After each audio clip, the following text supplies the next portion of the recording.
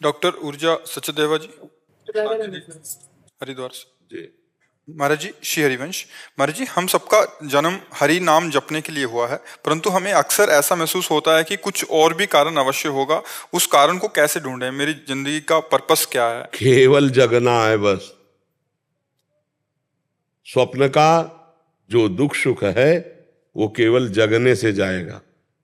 ना आप स्त्री हो, न यहाँ कोई पुरुष है, न यहाँ कोई कर्तव्य है। स्वप्न का कोई कर्तव्य होता है क्या? बड़ा मेहनत किया स्वप्न में जगे तब सब झूठा हुआ ना। स्वप्न में आपने 100 लोगों को भोजन पवाया और 100 लोगों को जान से मार दिया। जो जगने के बाद आपको क्या पुण्य लगेगा कि पाप लगेगा? है कुछ नहीं लगे। क्यों? किया तो था स्वप्न में, भंडारा किया स्वप्न में, मारा तो क्या उस समय क्या झूठा लग रहा था? स्वप्न में नहीं लग रहा था ना। जग गए तब लगा ना। तो उमा काहूं मैं अनुभव अपना, सत हरि भजल जगत सब सपना। तो अब आपको लग रहा है और कोई कर्तव्य है, तो ये स्वप्न में लग रहा है। अगर जाग के देखो तो स्वप्न में एक आप ही थे, ना कोई वस्तु था, ना कोई व्यक्ति था, ना दुश्मन था, ना कोई दोस्त था। ये पता तब चला जब आप जगे। स्वप्न में जैसे हम कई बार कहा, समुद्र में डूब रहा हो कोई, अब उसको कैसे बचाया जाए? बहुत से तैराक बुला लिए जाए, नौका बुला ली जाए, सब व्यवस्था कर ली जाए, तो क्या स्वाप्निक पुरुष को बचाया जा सकता है क्या? जो स्वप्न में समुद्र में डूब रहा है कुछ उपाय नहीं करेगा। उपाय एक करेगा, उसको पकड़ के जगा दो। ना एक बूंद पानी है, ना वो डूब रहा है, ना कोई परेशानी है। समझ रहे ना? लेकिन उस समय उसको परेशानी है जब डूब रहा है। जब बिना जगे उसको ये दुख से दूर नहीं किया जा सकता। ऐसे ही हम लोग अपने को स्त्री मान लिए, पुरुष मान लिए, ये स्वप्न है। अब हमारा कर्तव्य बन गया कि पति की सेवा, पत्नी की सेवा, पुत्र की सेवा, सब। अब ये पूरा स्वप्न चल रहा है। और जब आखिरी में यहां से तो ना कोई पति, ना कोई पुत्र, ना कोई कुछ, जीव अकेला उड़ा। दुनिया में लाखों का मेला जुड़ा, हंसा जब जब उड़ा। तो अब तो क्या कर्तव्य था? अब वो भूल करके फिर नाना प्रकार की माया का चिंतन करके अगले जन्म की व्यवस्था कर ली। हमारा तो उद्देश्य ये है कि अपने कर्तव्य का पालन करो स्वांग की तरह। स्वांग में जैसे नहीं, थोड़ी देर के लिए आप किसी की पत्नी बने, या थोड़ी देर के लिए आप मित्र बने, थोड़ी देर के लिए आप जो भी बने, तो बढ़िया स्वांग करते हैं ना, तो डायरेक्टर इनाम देता, पैसा देता है। ऐसे हमें भगवान ने एक स्वांग भेजा है। मान लो हमें गुरु का स्वांग दिया, किसी को शिष्य का स्वांग दिया, किसी को प्रश्नकर्ता का, किसी को उत्तर देने का स्वांग, बहुत से स्वांग है। तो अपने स्वांग को अच्छी तरह निभाओ, लेकिन स्वांग को स्वांग रहने दो, नाटक को नाटक रहने दो, रोल को रोल रहने दो। अगर आप जो 1 घंटा किसी की पत्नी बनी स्वांग में, और इसके पीछे, तो आप उससे यही कहो कि मर्यादा में रहना।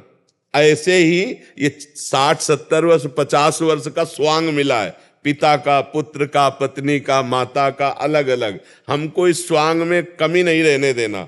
जो स्वांग है उसको यथावत करना है, पर यह ध्यान रखना है, स्वांग करने वाले को याद रहता है कि मैं ये सब कुछ नहीं हूं, मैं कुछ और हूं, केवल थोड़ी देर मंच पर मैं कर रहा हूं। तो जगन नाटक वैभवा, इस संसार रूपी मंच में हमें जो स्वांग मिला है वो हम करें, पर हम ये याद रखें कि मैं स्वांग नहीं हूं, मैं सत्य सच्चिदानंद का स्वरूप हूं, न स्त्री हूं न पुरुष हूं। पर अब ये बिना जाने अगर स्वांग में फंस गए तो अगला स्वांग तैयार है। वो चाहे सुअर का मिले, कुत्ता का मिले, गधा का मिले, कौन योनि में जाना पड़े। और अगर जान गए अपने आप को, बढ़िया स्वांग किया, 2 बातें, स्वांग बढ़िया और अपने को याद रखा कि मैं ये नहीं हूं, तो डायरेक्टर जो है परमात्मा, वो इस तुम्हें स्वांग से हटा देगा और अपनी लीला में, दिव्य लीला में सम्मिलित कर लेगा, अपने स्वरूप में समाहित कर लेगा। हमारा जन्म हुआ है अपने को जगाने के लिए, अपने को जानने के लिए, अपने को पाने के लिए। हम पराये में फंसे हैं। ये शरीर अपना नहीं है, ये मन अपना नहीं है, ये इंद्रिया अपना नहीं है, जगत के संबंध अपने नहीं। हमारा पूरा जीवन पराये पे जा रहा है, अपने पे नहीं।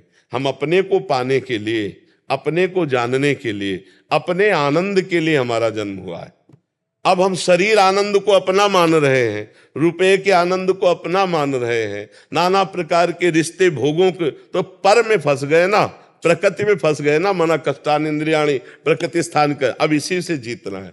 अब मन की देखो तो ये बहुत चाहते हैं, सबसे बड़ी चाहत है कि कोई हमें प्यार करे, सब जीव में, पशु पक्षी में, सबके अंदर, क्योंकि भगवत अंश है ना, तो प्रेम स्वरूप है ना, तो लगता है कोई मुझे प्यार करे।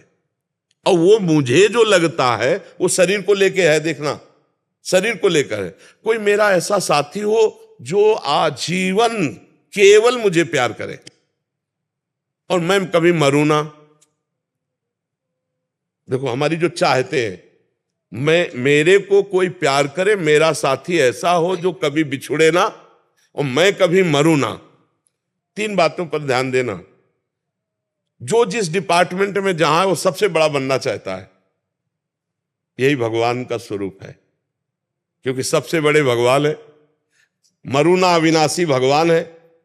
प्रेम करे कोई, भगवान प्रेम समुद्र है। तो हम भगवान से ही प्रेम करके, भगवान को ही पा करके, भगवान को ही जान करके तृप्त हो सकते हैं, जगत को नहीं।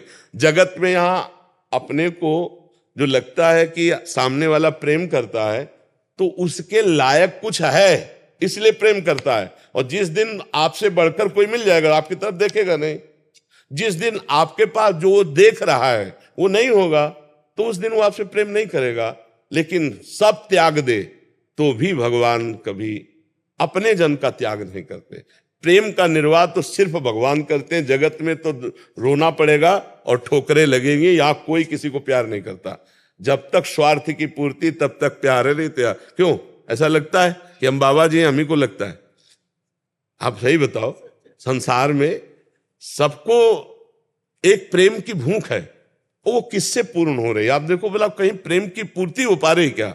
अब क्या चाह रहा हूं वो निर्णय तो नहीं कर पा रहा, पर उसको लग रहा है कि नहीं यार, मतलब जो मैं सोच रहा था वो नहीं है, जो मैं चाह रहा था वो तब मिलता है। जैसे केवट भगवान के जब चरण धो रहा है तब वो कह रहा है, बहुत काल में कीन मंजूरी, आज दीन सब विधि भलपूरी।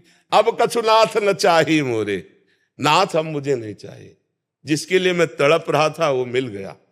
अति आनंद उमगी अनुरागा, चरण सरोज पखारन। जब भगवान के चरण मिले तब हृदय से निकला, अब कछु नाथ न चाहे मोरे। गोस्वामी जी कह रहे, पायो परम विश्राम, राम समान प्रभु नाही कहूं। आज मैं परम विश्राम प्राप्त कर लिया क्योंकि मुझे राम जी मिल गए।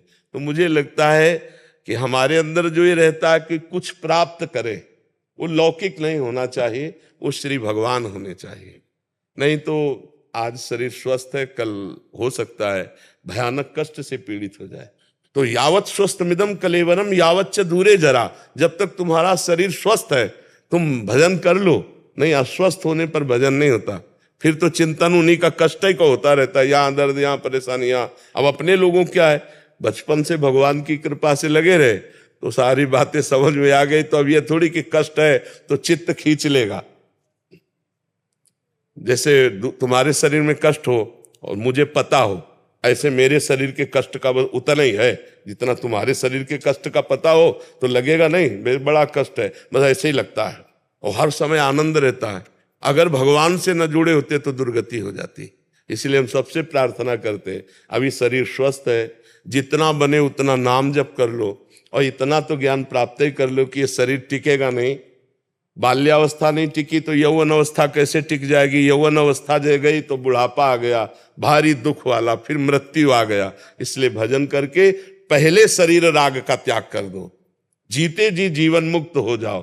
खूब नाम जप करो, सत्संग सुनो और अपने कर्तव्य का पालन करो, इसी से काम बन जाएगा। भगवान बहुत कृपालु है, बिना भगवान की शरण के शुद्ध ज्ञान नहीं होता। सोई जाने जे देहु जनाई, जानत तुम्हें तुम्हें हो जाए। भगवान से प्यार करो, भगवान का नाम जप करो, उन्हीं की शरण में रहो।